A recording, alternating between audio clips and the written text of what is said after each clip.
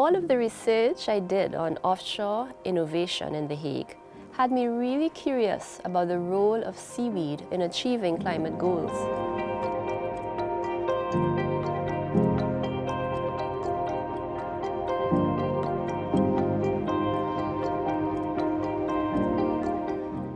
When I think of seaweed, I think of this, or this meat alternative. But there's so much more to seaweed. Seaweed is actually quite strange and special, you could almost say. And most people think, oh, seaweed, that's sushi, so it's food. But you could actually, it's also food, but it's so much more. You could actually see it as, it's just a common name. You would also say, you could say it's vegetables, but you have carrots and you have tomatoes and you have that variety in seaweeds as well. And you can actually cultivate it sustainably offshore. And if you then bring this sustainable resource to land, you can make anything of it that you want. Foods, feed additives, biostimulants for agriculture, materials, energy, chemical building blocks, and that's really great. So it's very versatile and it's already happening. So it's not something you could do with seaweed, but it's something that's already being done with seaweed, only not enough in Europe yet. So that's what we're trying to change.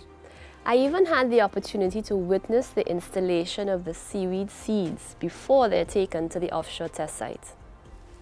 Together with a consortium of companies, one is Boegnautic here from the harbour of Scheveningen, the Seaweed company, Seaweed and we as North Sea Farmers, we developed an offshore cultivation system for seaweed. And this system has two parts, so the cultivation system that will be offshore and the seeding and harvesting machine. And here in the port of Scheveningen at Boegnautic, we will be testing this seeding machine.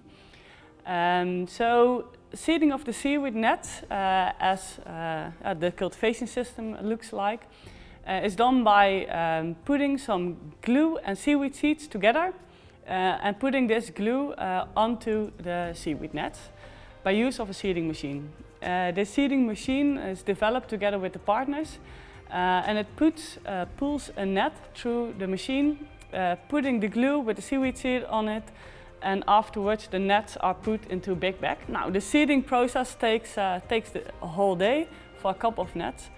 And the next day, when the weather is okay, we can go offshore to the offshore test site to install seeded seaweed nets. When we are offshore at the offshore test site, the big bags are on the vessel.